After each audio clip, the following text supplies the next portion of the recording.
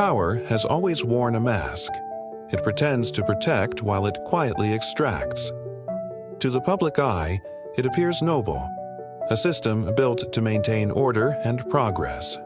But beneath that polished surface lies a machinery designed not to serve humanity, but to feed on it. Power, once gained, doesn't merely exist. It must be sustained, and sustaining it requires deception. Every empire, from the ancient to the modern, has understood this rule. It is not enough to rule. People must believe they are choosing their rulers. The illusion of choice is the cornerstone of control. Systems are built to appear democratic, yet every path leads back to the same few hands that have always held the strings. The secret is not brute force, it's consent. True power does not need to imprison you if it can convince you that the cage is for your own safety. So the walls become invisible, and the prisoners call it freedom. That is the essence of modern control. Comfort disguised as choice. From birth, you are taught to participate in the game without realizing it's a game. You inherit beliefs, rules, and hierarchies that seem natural, but none of them were your creation. You were born into a script already written, one that tells you what to value, what to fear, and who to trust. The education system is the first stage of indoctrination. It doesn't teach how to think, but what to think. It rewards obedience, not curiosity. Those who question are labeled as distractions, dreamers, or troublemakers. Power survives through predictability, and curiosity is unpredictable. As you grow, media takes over the conditioning. Stories are not told to inform, but to guide emotion. News cycles are crafted like plays: villains, heroes, crises, and resolutions. The audience forgets that the same hands write every act. The goal isn't understanding, it's alignment. Advertising deepens the manipulation. You are taught to desire what the system produces, to measure worth through consumption. Every product promises empowerment, yet each purchase tightens the chain. You work to buy to feel complete, and repeat until you no longer remember the original need. The economy itself is structured as a hierarchy of dependency. Those at the top create systems that ensure you can never truly escape their reach. Even rebellion becomes a product, a controlled release valve that reinforces the illusion of freedom. Politics is perhaps the dirtiest part of the game. Leaders rise and fall, but the interests they serve remain untouched. Elections give the illusion of change, yet the architecture of control never moves. The real decisions happen far from the public eye, in rooms where money speaks louder than votes. Power sustains itself by dividing those beneath it. The population is split into factions: left and right, rich and poor, believer and skeptic. These divisions are not accidents, they are strategies. As long as people fight each other, they will never fight the system. Information itself becomes a weapon. Data is the new oil, and those who own it can predict, manipulate, and direct entire societies. The more connected you become, the more transparent you are, while those in control grow more invisible. Technology, once seen as liberation, has become surveillance. Every click, search, and purchase builds your digital profile, a mirror of your desires, fears, and weaknesses. And in that mirror, power sees everything it needs to keep you docile. The game evolves faster than awareness. While people debate old battles, new forms of control emerge. Artificial intelligence, genetic engineering, digital currencies. Each innovation sold as progress hides another layer of dependency. Even morality is manufactured. You are told what to care about, when to be outraged, and when to move on. Outrage is scheduled like entertainment. One crisis per week to keep your emotions occupied. Meanwhile, the machinery of power never pauses. The most insidious part is how power convinces you to defend it. You internalize its rules, police others on its behalf, and shame those who step outside its script. The system no longer needs guards when citizens volunteer to enforce conformity. Culture becomes camouflage. Art, fashion, and language are repurposed as propaganda tools. Trends give the illusion of rebellion while safely channeling it into harmless expression. You believe you're resisting, but you're still inside their design. Money ensures obedience. Debts bind you tighter than chains ever could. A person in debt is too busy surviving to revolt. The financial system was built not to sustain life, but to sustain leverage, keeping entire generations beneath the illusion of prosperity. Fear is the engine that drives it all. Fear of loss, rejection, failure, and death. The architects of control know that a fearful mind cannot think clearly. It will trade freedom for comfort, truth for reassurance. That trade keeps the machine alive. Religion once served this purpose. Now, ideology has replaced it. Each new belief system promises salvation, meaning, and belonging, while ensuring you never question its foundations. Belief becomes another leash dressed as purpose. Education, politics, economics, and media all orbit around the same gravitational center, control through dependence. The details change, but the structure remains. Those who question it are labeled as paranoid, conspiratorial, or dangerous. But beneath every accusation of madness lies a threat to the order.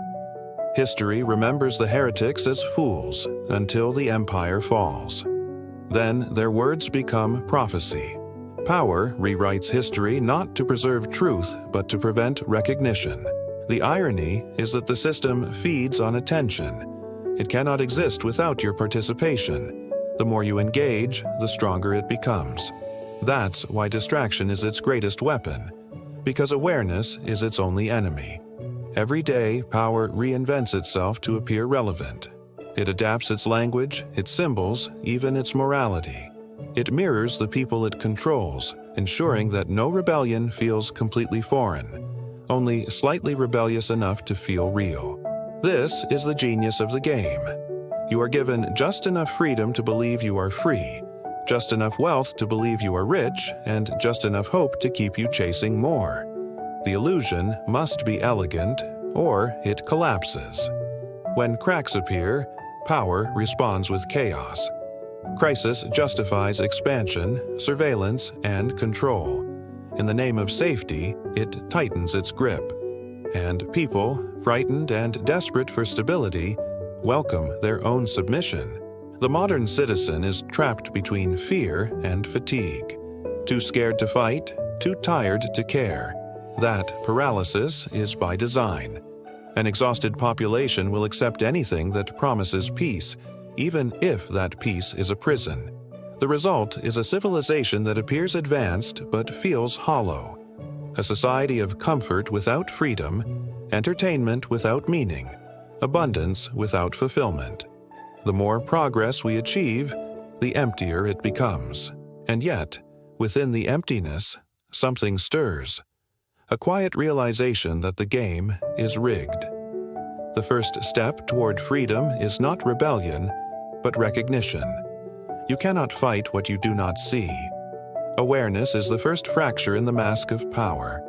Once you begin to see the threads, the illusion starts to unravel. You realize that the most dangerous power is not the one above you, it's the one within you that was taught to obey. Because power only survives when you play your part, and the moment you stop playing, the game starts to collapse. When power reaches a certain level, it no longer fears exposure. It begins to feed on it. Scandal becomes strategy, chaos becomes camouflage. Every revelation you see is often permitted, even orchestrated, to make you believe that the truth is being revealed. But the real secrets never reach the light. Control has evolved from repression to persuasion. They no longer need to suppress ideas, they simply drown them in noise. The flood of opinions, theories, and information creates an illusion of openness while making it nearly impossible to find clarity. Confusion is the new censorship. Behind the polished speeches and corporate smiles lies a machine fueled by one emotion: fear. Fear keeps societies obedient. Fear of losing your job, your reputation, your stability. Fear of being different. When people fear uncertainty, they willingly trade freedom for structure. You can see it in the way cities are designed. Cameras on every corner, rules for every movement. They call it safety, but it's surveillance disguised as care. The same pattern repeats: control wrapped in comfort, authority hidden behind protection. And yet, the most terrifying prisons have no bars. They exist inside the human mind. If you can convince someone that obedience equals morality, they will police themselves. That's the final stage of control, when power no longer needs to impose rules because you've internalized them. The system rewards those who conform and punishes those who question. It gives titles, promotions, and prestige to those who play along, and labels of dangerous, unhinged, or extreme to those who don't.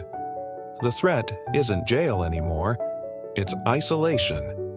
In this digital age, isolation is the new death. You don't need to be silenced if no one listens to you. Algorithms quietly bury dissent, shadow ban doubt, and elevate noise. You are not censored by force. You are erased by invisibility. Power knows that control of attention equals control of reality. What people don't see, they don't question. What they don't question, they accept. And what they accept becomes the world. Reality is no longer what's true, it's what trends. Meanwhile, the architects of the system study behavior like scientists observing insects. They refine methods of persuasion, test emotional triggers, and map social influence in real time. Every crisis becomes an opportunity to adjust the code of obedience. Whenever a global event shakes the world, look closely. You'll see the pattern. Fear, distraction, regulation, dependency. The crisis fades, but the new control remains. Every emergency expands authority, and that authority is never given back. This isn't conspiracy, it's design. Systems are built to protect themselves, not to liberate those inside. Power adapts to every era. Kings were replaced by governments, governments by corporations, and corporations by data. The players change, but the board stays the same. Education plays its subtle role in maintaining this continuity. It teaches facts, not wisdom. It celebrates compliance, not curiosity. Those who ask why instead of how are quietly redirected toward obedience disguised as intelligence. Even art, once the voice of rebellion, has been absorbed by the system. Creativity is now monetized, filtered through algorithms that decide what deserves attention. True art no longer threatens power. It entertains it. Religions, ideologies, and even social causes are repurposed into tools of control.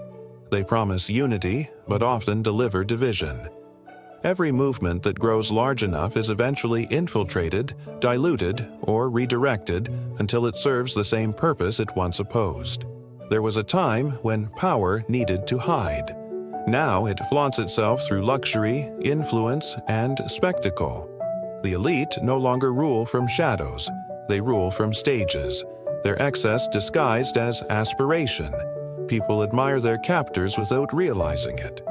But the real strength of power isn't in its visibility. It's in its invisibility. It doesn't need to command because the structure of society itself does the work.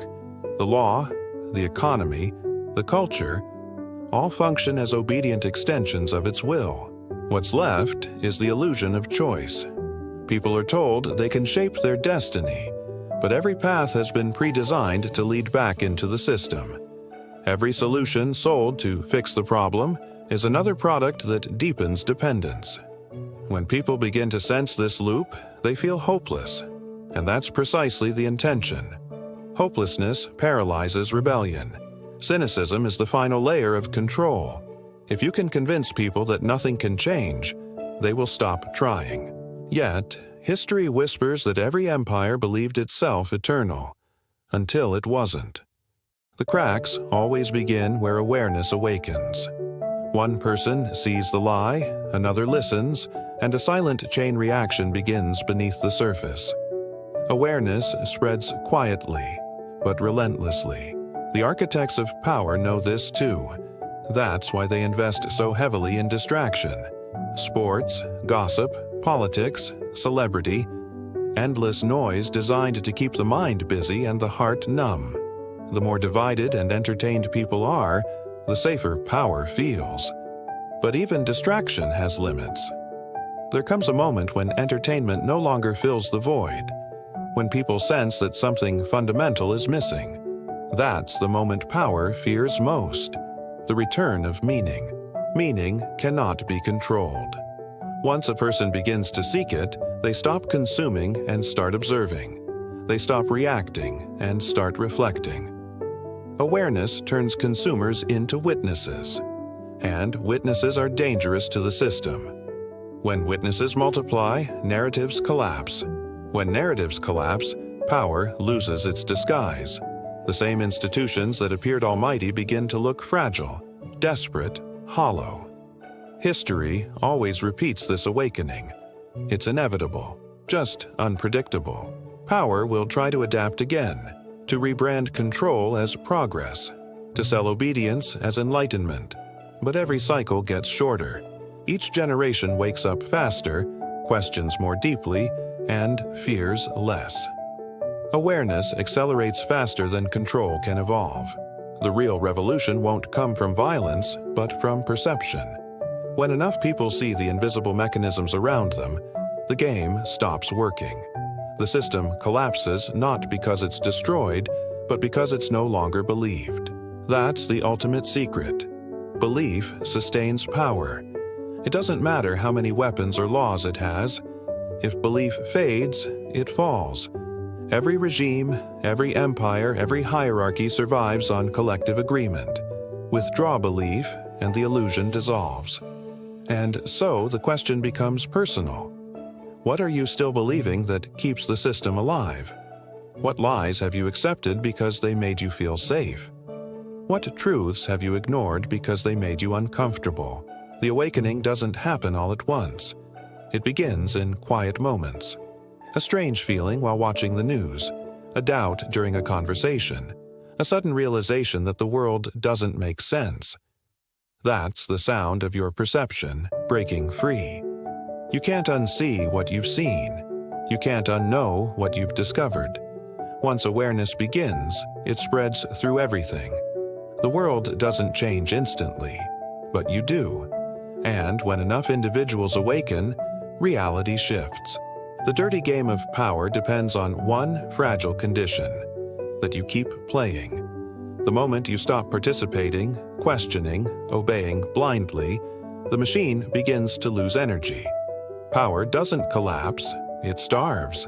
And that's when the silence of obedience turns into the roar of awakening. The same structures that once seemed untouchable tremble before something they never understood: truth, freely perceived. So the next time you look at the world and feel small, remember this: power sustains itself only as long as you believe it must. The key was never theirs. It was always in your hands.